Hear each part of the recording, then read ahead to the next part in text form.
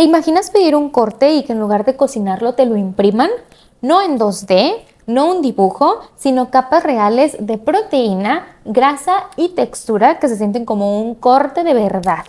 Y ahora imagina a un astronauta a 400 kilómetros de la Tierra imprimiendo su comida con la cantidad exacta de proteína, fibra y sodio que necesita. O en una persona mayor con dificultad para masticar, pero comiendo lo que necesita, solamente que en una versión personalizada y que sí puede ingerir. La impresión 3D ya no es solo para piezas mecánicas.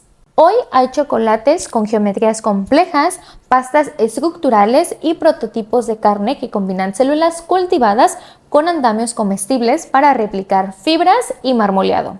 En este video vamos a desmenuzar el futuro de la comida impresa en 3D, cómo funciona, qué tan cerca estamos de los bistecs auténticos, por qué la personalización nutricional puede cambiar hospitales y personas que juegan deportes, qué papel jugará en el espacio y qué obstáculos nos deparan. Así que empecemos con lo básico. ¿Qué significa imprimir comida en 3D?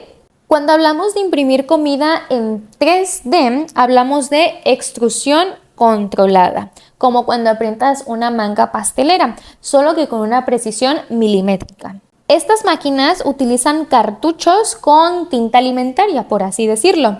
No es literalmente tinta, pero es comida gelificada o en pasta. Puede ser puré de papa, chocolate derretido, pasta de garbanzos, puré de verduras, pasta de proteínas y en versiones más avanzadas, biotinas con células vivas que bajo cultivo pueden madurar a estructuras musculares más realistas. La impresora deposita esta mezcla capa por capa siguiendo un archivo digital.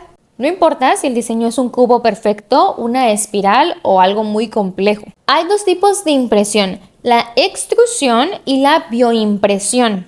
La extrusión es la manga pastelera con comida que ya existe y que imprimes capa por capa. Comida que ya existe, como ya te dije, el puré de papas o de verduras. Y la bioimpresión, aquí aparte de la comida puede haber células vivas suspendidas en geles especiales. La impresora coloca esas células en patrones que imitan fibras musculares formando una arquitectura base. Luego, con cultivo y distintas señales que estimulan a las células, pueden madurar y acercarse a algo más parecido a un músculo. Imprimir comida en 3D no significa inventar nuevos ingredientes, sino organizar algo que ya existe en diferente estructura. Es como pasar de mezclar los ingredientes a construirlos. Pero en realidad hay dos conceptos distintos que a veces se confunden y ahí puede causar un enredo. Primero, la carne cultivada. Esta carne proviene de células reales que se extrayeron de un animal vivo y las hacen crecer y duplicarse en bioreactores.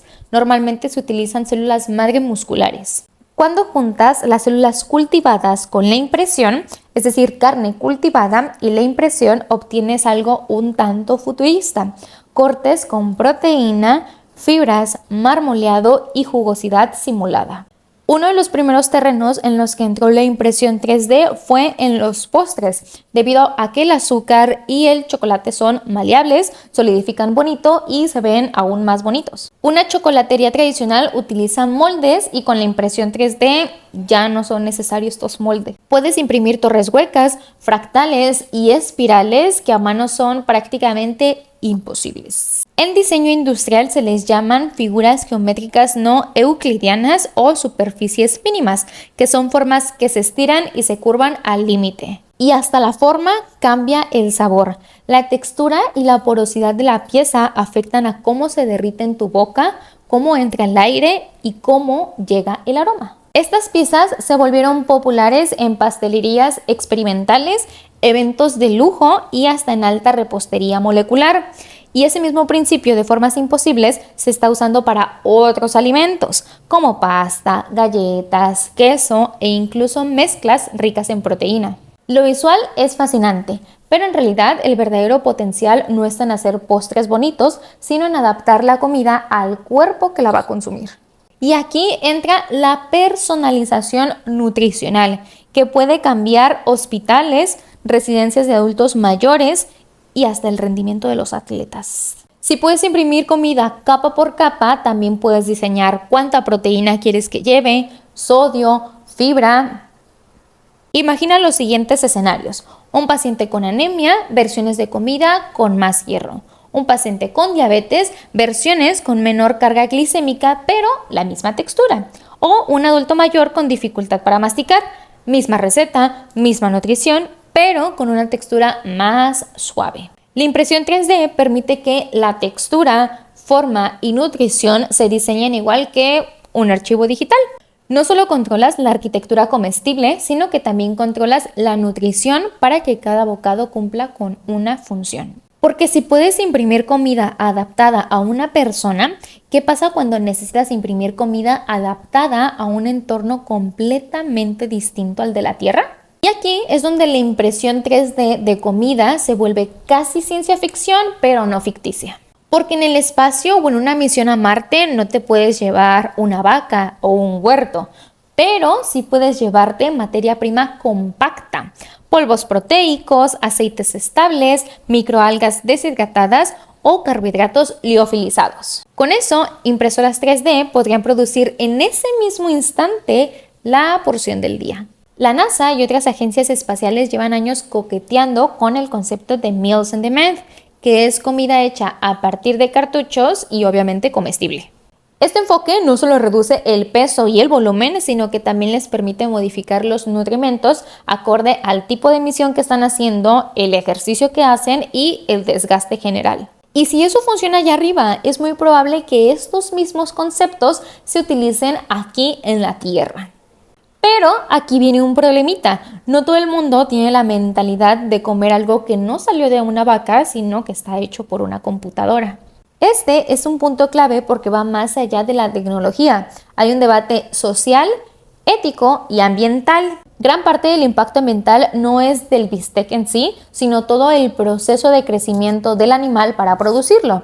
Entre ellos está el agua, el alimento, el metano, el transporte. Si tú puedes producir un corte o algo parecido nutricionalmente sin criar al animal completo, el ahorro potencial sería gigantesco en cuanto a agua, tierra y emisiones. La impresión 3D puede funcionar como una herramienta de optimización, imprimiendo porciones específicas por demanda, reduciendo el desperdicio y la sobreproducción.